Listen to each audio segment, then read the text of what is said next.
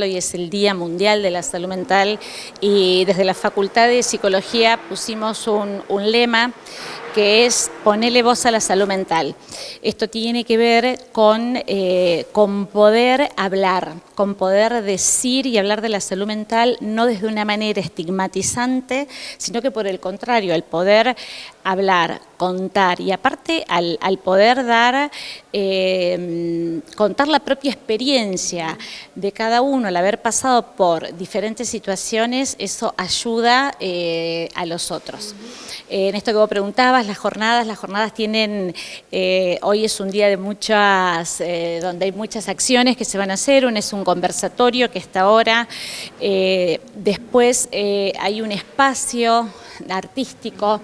¿Y por qué menciono esto? Porque justamente en todo lo que es salud o bienestar mental, los aspectos artísticos, los aspectos lúdicos, los aspectos del deseo, por ahí están muy olvidados. Entonces siempre estamos como o corriendo o afrontando cosas o tratando de estar a la altura de, y no vamos dando tiempo a otras cosas que son los que ayudan a mantener nuestra salud mental. Podemos hablar de los casos graves. Esos casos graves podríamos decir que son muy difíciles que lleguen a una consulta, que lleguen a pedir ayuda.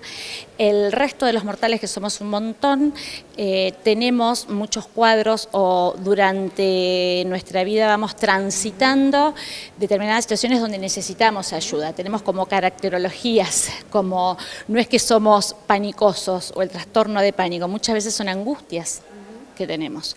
Entonces, no pensarlo como la persona que tiene que estar en interconsulta con otros profesionales o que son personas que no pueden desarrollarse como en el ámbito laboral, con sus parejas, con sus amigos. Bueno, la gran mayoría de todos los que somos bastante funcionales, por así decir, en todos estos ámbitos, atravesamos situaciones de padecimiento.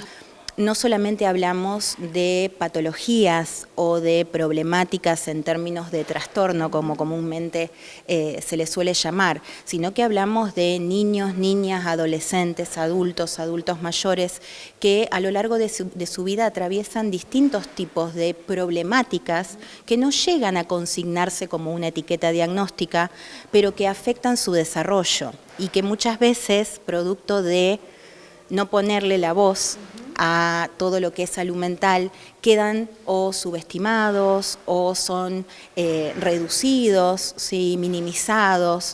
Y este es uno de los grandes problemas que tenemos hoy por hoy. Por eso es tan importante que podamos dar visibilidad y crear conciencia que cuando hablamos de salud mental en todas sus aristas.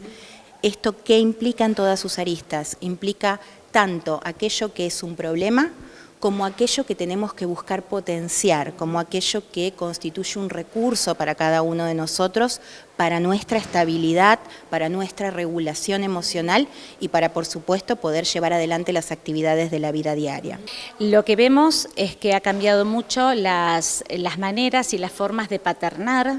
Entonces, por un lado, sí tenemos que interpelarnos los adultos que estamos criando hijos, bueno, las formas. Eso implica todo un trabajo, subjetivo y de interpelación, porque uno va adquiriendo estilos por oposición o por adherir de acuerdo a las historias personales. Y esto te lo puedo decir incluso como psicóloga, puede tener todas las teorías, pero al momento de ser mamá se juegan un montón de otras cosas.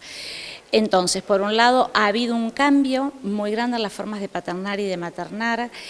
Todo lo que es el trabajo también ha influido porque trabajamos las mujeres a la par de los varones, entonces lo que significa es que hay mucho tiempo donde los niños están o al cuidado, con mucha suerte, de las abuelas o de la red familiar que tengamos. Y lo que sí sucede es que los niños están muy solos. ¿Por qué? Porque nosotros los adultos también estamos con mucha necesidad porque el tiempo se nos acaba, porque tenemos que hacer cosas. Entonces, si viene el niño más pequeño o los hijos a querer hablar, o ni siquiera, porque si te dicen mamá quiero hablar, bueno, es una cosa, pero por ahí ni siquiera los adultos podemos mirar. Eso por un lado, en cuanto al tiempo, en cuanto a la disponibilidad emocional de los adultos. Y otro tema que es anterior, tiene que ver con los niveles de malnutrición. Entonces, ¿qué es lo que sucede? Hay muchos y muchas niñas y niños que no están siendo bien alimentados, donde hay muchas mamás que cursan a los embarazos, adicciones o ciertos cuadros, donde ya el bebé al nacer incluso no tiene esos recursos, que es distinto a un niño de clase media que puede acceder.